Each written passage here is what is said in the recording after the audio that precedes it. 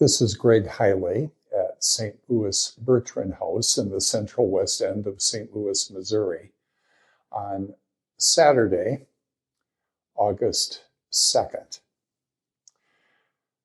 Our first reading, both yesterday and today, is from Leviticus. Yesterday from chapter 23, today chapter 25.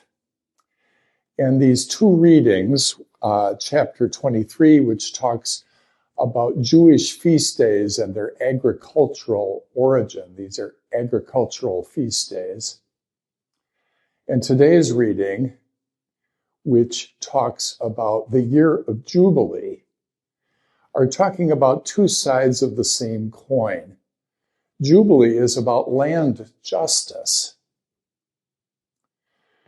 It says that every 50 years, land returns to its original owners, and that the inequities that are caused by land ownership over the years are rectified.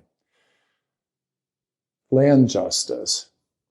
And the agricultural feast days, which we heard about yesterday, are talking about the importance of creation and of agriculture and of food.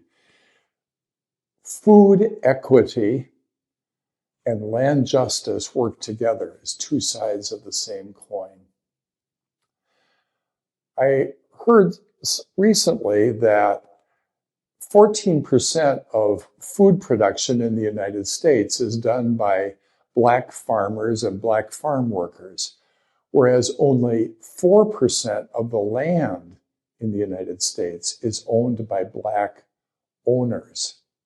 That's an indication of land injustice that accumulates over the years, over the decades, and in our case, over the centuries of our American story, going back to chattel slavery.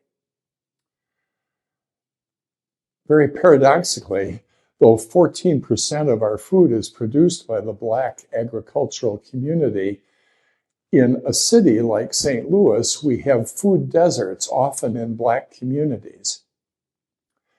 I'm very impressed with the work here of Operation Food Search, and a non-for-profit collaboration of volunteers, donors, and professionals to alleviate food injustices in our community.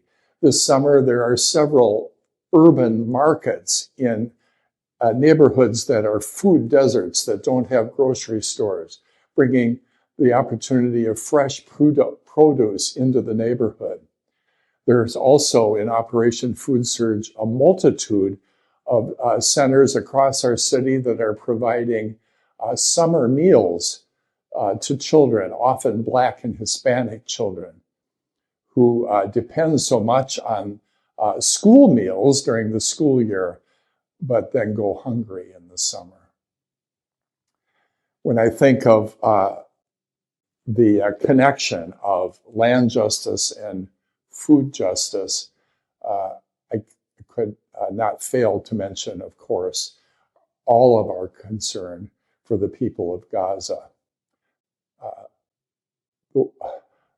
People who are starving, who do not have